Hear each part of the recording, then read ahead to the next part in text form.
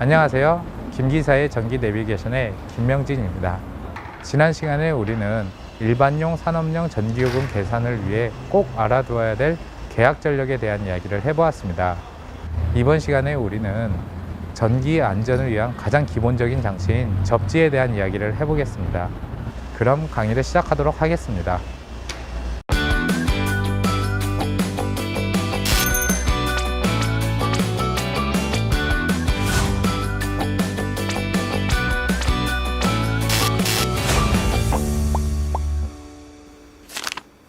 제18강 전기에서의 접지는 왜 중요할까에 대해서 강의를 시작해 보도록 하겠습니다. 전기에서의 접지는 굉장히 중요합니다. 왜냐하면 전기는 안전하게 사용하는 것이 굉장히 중요한데, 이 접지라는 것은 바로 이 안전함을 위한 최소한의 장치이기 때문입니다. 접지는 한자 단어에서도 아시다시피 접, 어딘가에 접한다, 붙어있다, 뭐 이런 걸 얘기하죠. 지, 땅에, 즉 땅에 이렇게 붙이는 것, 땅에 접하게 하는 것을 말하고, 영어로는 보통 GND라고 쓰는데, 이 GND라는 것은 그라운딩의 약자입니다. 그라운드, 대지, 벌판 뭐 이런 걸 말하죠. 그리고 이거는 미국식 영어인데, 영국식 영어로는 우리가 흔히 지구라고 말하는 earth를 이렇게 사용합니다. 그러다 보니까 이 영국식 영어인 earth를 일본의 아스라고 하는 단어를 통해서 우리나라에 들어와서 기술자 분들 중에서는 접지를 그냥 아스라고 하는 경우도 많이 있습니다. 그런데 본래의 말은 접지가 맞습니다. 접지의 정의는 굉장히 간단합니다. 전기 회로나 전자제품을 대지와 같이 용량이 큰 곳에 도체를 통해 연결한다, 이건데, 여기서 용량이 크다는 것은 우리가 보이는 이 지구 표면, 대지 같은 것이 굉장히 큽니다. 항상 우리가 그런 얘기를 하잖아요. 우주에서의 사람은 먼지만 하다, 그런 만큼 이 지구도 작은 별이라고 하지만 실제로는 인간에 비해, 특히 이 전기 시설물에 비하면 굉장히 크기 때문에 그만큼 받아들일 수 있는 용량도 크다고 볼 수 있습니다. 바로 이곳에 전류가 흐를 수 있는 도체를 통해 연결한다. 간단하게 말씀드리면은 전선을 그냥 땅에다가 박는 거라고 볼 수 있지요. 그런데 이렇게 접지를 사용하는 가장 큰 이유는 바로 전자제품에 있는 누설전류 때문입니다. 누설전류라는 것은 전자제품이 절연이 되어 있어도 사용 중에 사람이 느낄 정도의 미세한 전류가 약간씩 새는데, 이때 그 약간씩 새는 전류를 누설전류라고 말합니다. 대표적인 게, 전자제품 같은 거 뜯어보신 분들은 회로기판에 이렇게 납땜 같은 걸로 이렇게 연결이 되어 있는 게 있을 겁니다. 그리고 그것뿐만이 아니라 좀 큰 전기 설비 같은 경우에도 전선이 있으면은 접촉부, 우리가 말하는 충전부라 그러거든요. 이 접촉 부분 같은 경우에는 따로 피복으로 이렇게 감싸져 있는 게 아니라 그곳은 말 그대로 직접 전류가 흐르는 곳인데, 이곳 같은 것을 통해서 미세하게 전류가 새는 것을 바로 누설전류라고 합니다. 이 누설전류가 이렇게 모이다 보면은 결국에는 이제 사람이 철로 된 이런 도체 소재의 어떤 외암 같은 걸 만지면은 따끔따끔거리고 찌릿찌릿하게 느껴지는 경우가 있는데, 이런 것이 바로 누설전류 때문에 일어나는 경우입니다. 그래서 이런 누설전류를 모아서 땅이라고 하는 굉장히 용량 큰 곳으로 보내는 것이 바로 접지가 하는 일이라고 보시면 되겠습니다. 그리고 이 접지의 기호는 이렇게 생겼는데, 이 기호는 우리 많이 보시는 게 좋을 것 같습니다. 굉장히 많은 곳에서 사용되고 있고, 최소한도 전기 기술자라면 이걸 보는 순간 접지라는 것을 인식하셨으면 좋겠습니다.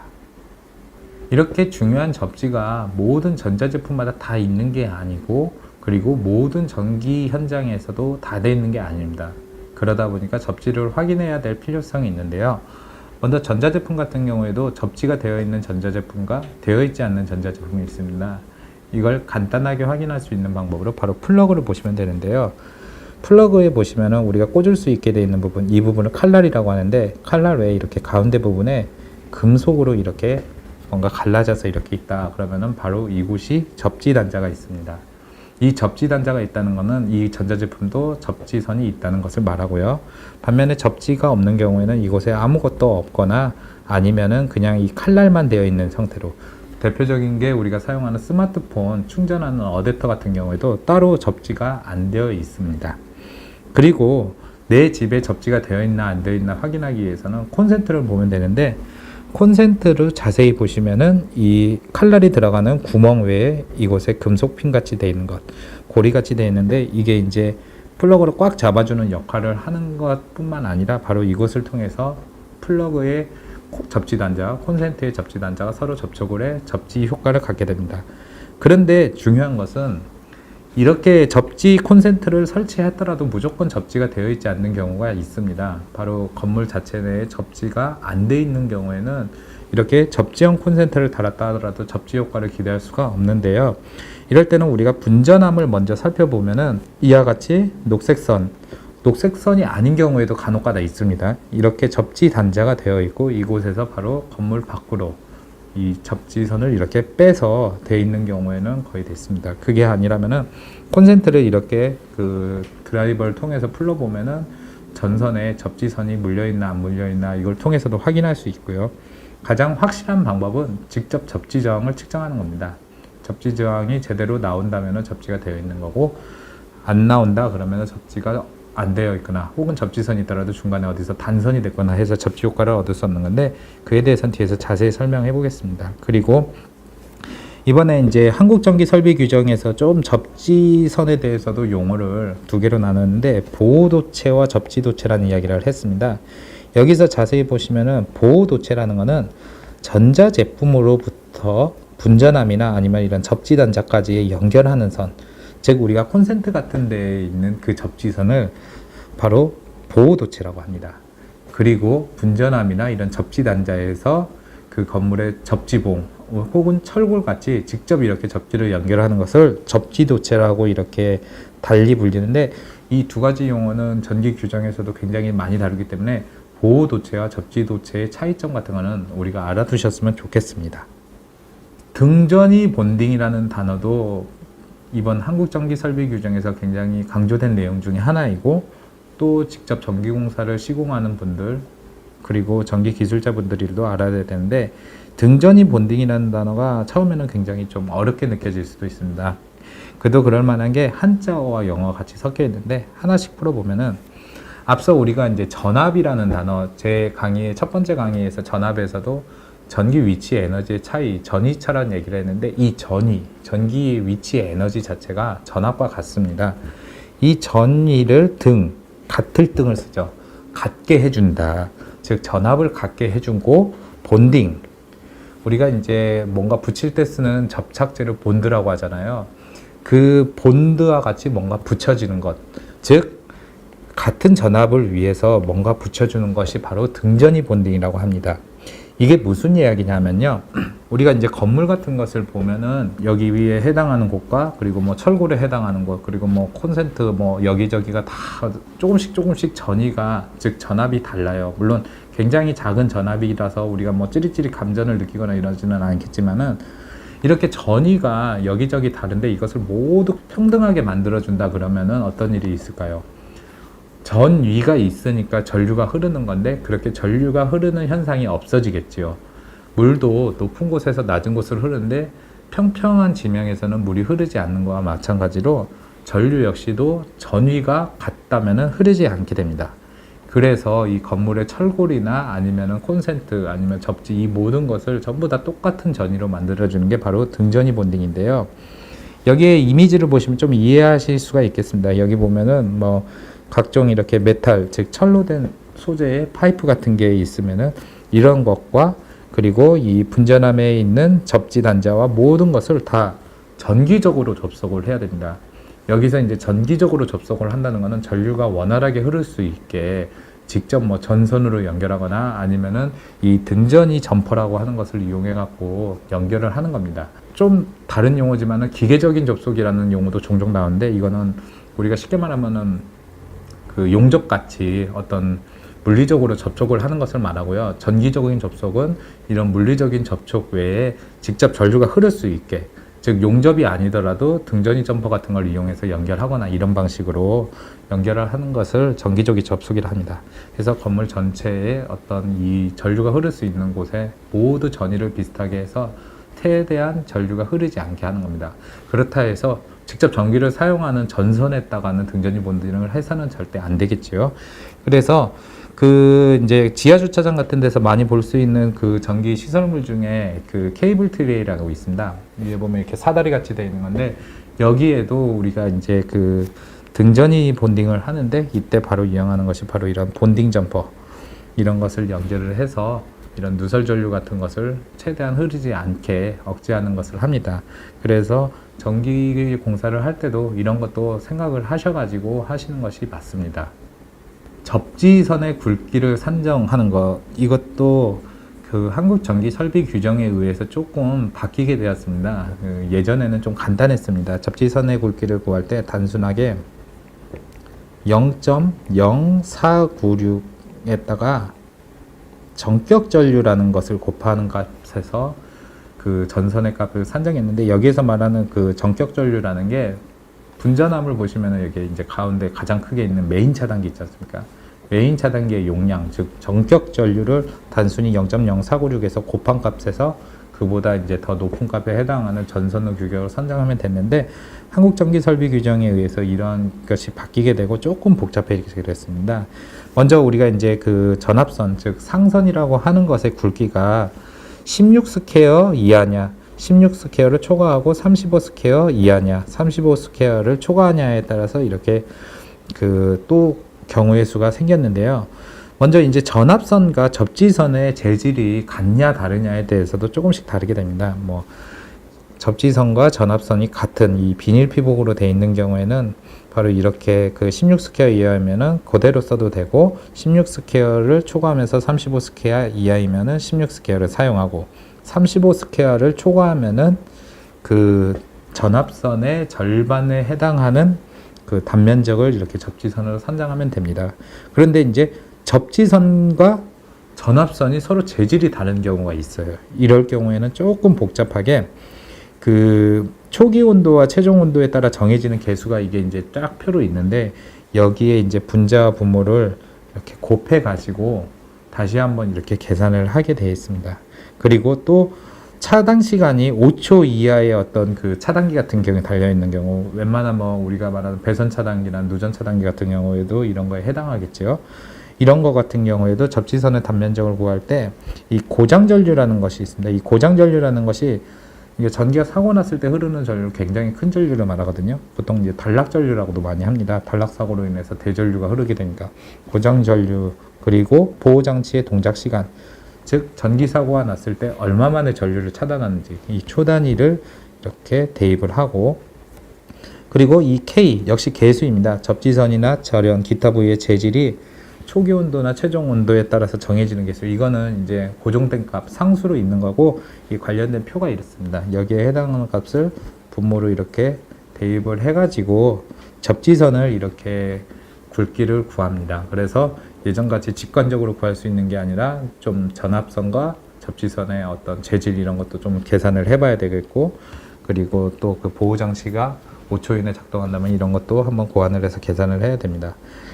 그리고 예전에는 접지선 하면은 반드시 뭐 녹색을 사용해야 된다 뭐 이렇게 했는데, 지금 같은 경우에는 녹색이나 황색도 쓰는 경우가 종종 있어요. 그렇게 하거나 아니면 녹황조차라 그래가지고 녹색과 그 노란색이 같이 이렇게 조차식으로 그 비단뱀 같이 이렇게 생긴 전선도 있는데, 이런 것을 활용하게 된다 그렇게 합니다.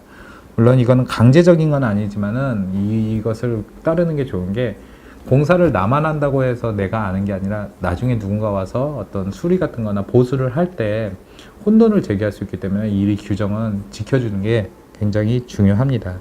그리고 건물 내부의 접지선 같은 경우는 우리가 일반 그 콘센트 같은 거에서 많이 사용하는 IV 전선을 이용해서 접지선을 이렇게 해도 되지만은, 그 건물 밖으로 이렇게 접지를 뺀 아까 말씀드린 접지 도체 같은 경우에는 IV 전선이 아니라 GV 선이라고 있습니다. 역시 접지선이라고 하는데, 이 GV 전선의 특징은 굉장히 이게 피복이 두툼합니다.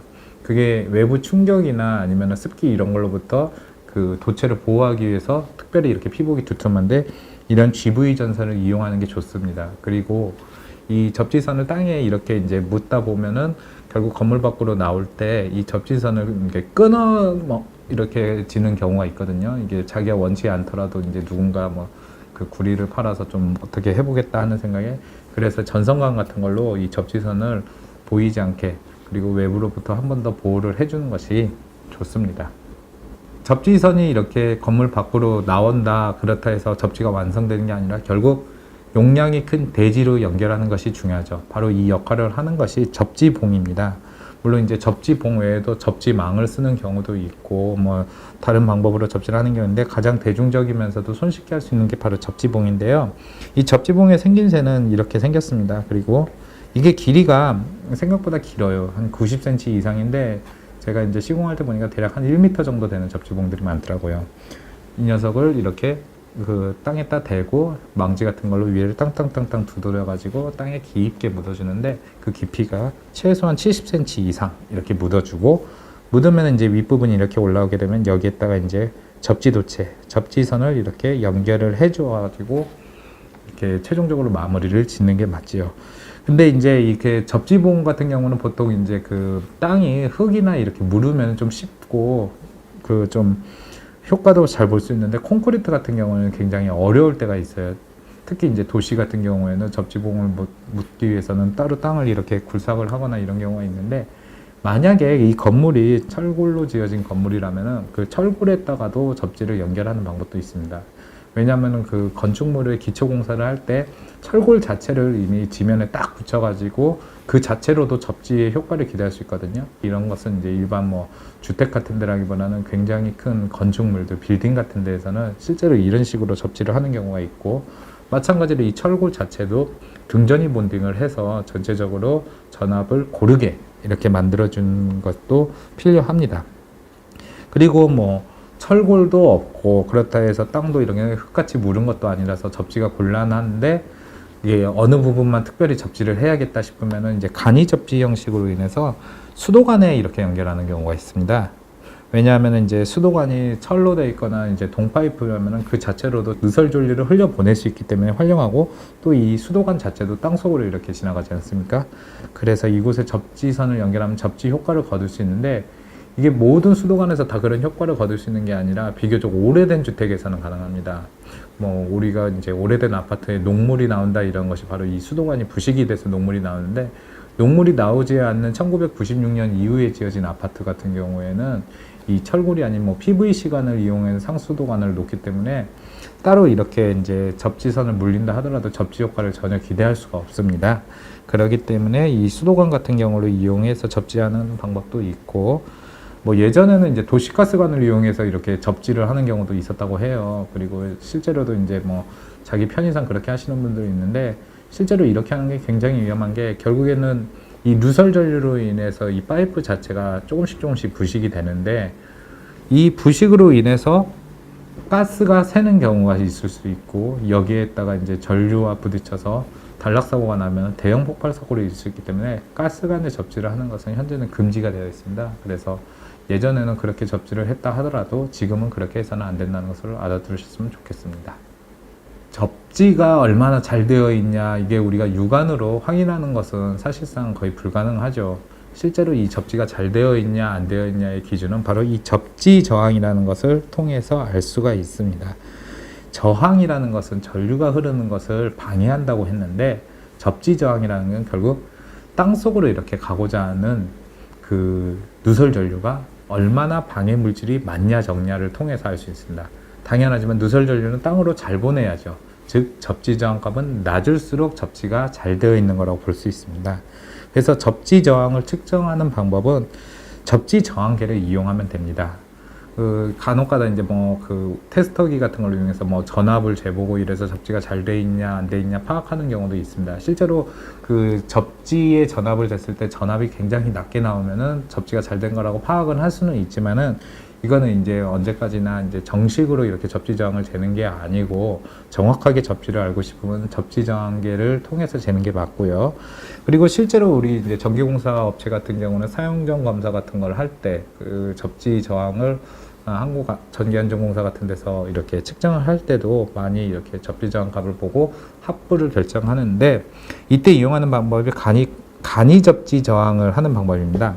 간이 접지라는 것은 원래 이제 정식대로 하는 게 아니라 이제 편의에 의해서 좀 빨리 하면서도 간단하고 그리고 쉽게 이렇게 결과를 알 수 있는 방법인데, 간단하게 이제 접지 저항계에서 그 어스 쪽에 해당하는 흑색 프로브를 접지 단자 쪽에다 연결을 하고, 그리고 적색 프로브를 중성선을 연결하는데, 이때는 전류가 흐르는 상태, 즉 통전된 중성선에다가 이렇게 물려서 바로 접지 저항을 측정하는 방법입니다. 그래서 예전에 같은 경우에는 우리가 일반 저압 같은 경우는 뭐 3종 접지라고 해가지고 100옴 이하면 합격, 그리고 특고압과 고압, 그리고 저압 중에서도 이제 뭐 굉장히 전기로부터 취약한 뭐 수영장 이런 데 같은 경우는 1종 접지 혹은 특3종이라 해갖고 15옴 이하 이런 규정이 있는데, 이거는 이제 한국전기설비 규정에서의 적용한 방법이 아니라 예전 그 일본에서 넘어온 종별 접지의 기준인 거고, 한국 전기설비 규정에 의하면 좀 더 복잡해졌습니다. 이에 대한 방법 같은 경우에는 좀 관련된 서적 같은 것을 통해서 직접 알아보시고, 또 이제 전기안전공사에 문의를 하면서 그 해당되는 접지값보다 적게 나오게 접지를 시공해야 된다는 것을 꼭 알아두셨으면 좋겠고요. 그리고 이제 그 전기안전공사에서 이제 측정한다고 하는 간이 접지 측정 방법 말고, 원래 이제 그 제대로 하는 방법으로 그 전이철을 이용한 3단자법, 그리고 콜라우슈 브릿지법 같은 게 있습니다. 이런 거는 이제 주로 이제 전기 자격증, 특히 기사나 산업기사 같은 데에서도 이를 통해서 접지 저항값 같은 걸 구하는 것이 문제로 나오니까 이론적인 공부 같은 것은 좀 해보시는 게 좋을 것 같습니다. 좀 전에도 이야기를 했다시피 이 접지 저항이라는 것은 낮으면 낮을수록 좋습니다. 높게 나오면은 누설 전류가 원활하게 흐르지 않기 때문에 그렇죠. 그래서 접지 저항을 낮추는 방법은 굉장히 중요한데, 먼저 이 땅에 이렇게 접지봉을 묶게 되는데, 이때 접지 저항값이 낮추는 방법 중에 하나가, 이거는 좀 인위적일지는 모르겠지만은 토양의 수분 함량이 많을수록, 즉 물기가 젖어 있는 땅일수록 고유 저항값, 그러니까 접지 저항 자체도 낮아지게 됩니다. 그로 인해서 이렇게 비가 많이 오는 그 장마철이 있는 6월, 7월 같은 경우에는 상대적으로 접지 저항이 좀 낮게 나오고, 반면에 이제 좀 건조하고 그리고 땅이 이제 좀 얼어붙어 있는 그 12월, 1월 이런 혹한기 같은 경우에는 접지 저항이 같은 땅이더라도 좀 더 높게 나옵니다. 그리고 인위적으로 접지 저항을 낮추는 방법 중에 하나가 접지극의 길이를 최대한 길게 한다. 이게 뭐냐? 그 접지봉 같은 것을 지금 우리가 아까 말했듯이 90cm 이상인 건데, 이것을 좀 더 길게, 그만큼 이제 더 깊게 묻어야겠죠. 더 깊게 묻고, 그리고 접지극을 벽렬로 여러 곳에 설치한다. 이게 무슨 얘기냐면요, 하나의 접지봉만 박았는데 접지 저항이 안 나온다. 그러면은 이를 벽렬로, 예를 들면 한 4곳 정도를 이렇게 더 묻어보자. 그러니까 3곳을 더 묻어서 4곳을 이렇게 묻어보자면은 그냥 단순하게 이렇게 직렬로 연결할 게 아니라 이 모든 것이 서로 다 겹치게, 이걸 벽렬로 연결하는 거거든요. 이런 식으로 뭐 3개를 묻는다, 그렇게 된다 하더라도 이 3개에 그냥 하나로만 이렇게 연결해서 끝내는 게 아니라 이 3개가 모두 다 접속이 될 수 있게 여기저기 많이 묻게 하는 방법. 그리고 접지선의 굵기를 굵은 것으로 조치해야 한다. 이거 같은 경우에도 우리가 전선만 생각해도 비슷합니다. 전선을 굵은 걸로 조체를 하면은 전압 강화가 덜 일어난다 했잖아요. 마찬가지로 접지선도 굵은 걸로 더 조체를 하게 되면은 그만큼 이제 누설 전류가 원활하게 흐를 수 있고, 그렇게 하는 방법도 있습니다. 그런데 보통 이제 이렇게 하는 방법으로도 정말 안 되는 곳이 있습니다. 대표적인 게 이제 제주도 같은 경우에는 땅 자체가 화산섬이다 보니까 이제 현무암 재질로 있고, 그리고 이로 인해서 접지 저항이 정말 안 나오는데, 이때는 그 화학 재료를 만들어진 접지 저항 저감제라는 게 있습니다. 이곳에 전해성 화학 물질을 이용해 가지고 직접 접지 저항을 인위적으로 낮추는데, 이런 것을 땅에다가 이렇게 이제 살포를 하고 나서 접지봉을 묻는 방식으로 이렇게까지 이렇게 접지를 잡기 위한 방법이 있습니다. 뭐 여러 가지로 해도 참 안 나오는 경우가 많은데, 사실 우리 이제 전기공사 하시는 분들 입장에서는 이 접지 저항 잘 나오게 하는 게 정말 일이라고 하고, 또 어떻게 보면 토목공사에도 가까울 정도로 땅을 파다가 안 나오면 다시 메꾸고 다시 또 딴 데 가서 파고 이러는데, 그래서 이걸 단순하게 이렇게 하기보다는 좀 더 좀 머리를 써가면서 효율적으로 일을 하는 게 좋을 것 같습니다. 그리고 제 개인적인 경험인데, 근처에 뭐 전주가 있거나 이러면은 그 전주에서 나오는 어떤 그 변압기 접지선이 있지 않습니까? 그 근처에다 접지봉을 이렇게 박고 접지장을 재면은 좀 접지장이 높게 나옵니다. 그래서 저 같은 경우는 애초에 시공할 때 그 변주라 그러죠. 변압기가 달려있는 전주, 변주 인근에다 접지봉을 박지 않고 변주로부터 가장 멀리 떨어진 곳에 최대한 가서 접지봉을 박는 식으로 해서 접지장을 낮추는 방법, 이런 식으로도 해결을 하고 있습니다.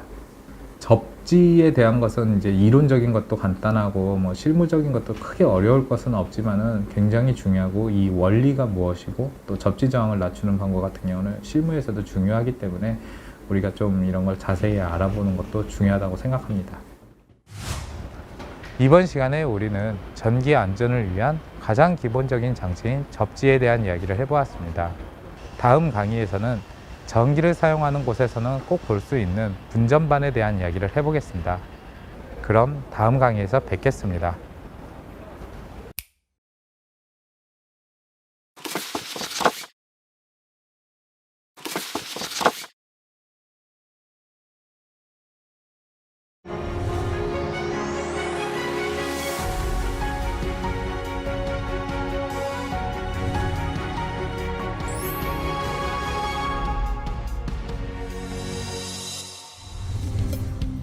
(2022년도) 개관을 목표로 추진 중인 스마트 전기안전 AI 센터는 국내 유일이자 최초의 전기공사 중심 안전체험관으로 전기기술자뿐만 아니라 특성화고 등 일반인들에게까지 전기안전의 인식을 제고할 수 있는 다양한 체험 프로그램을 제공하게 됩니다.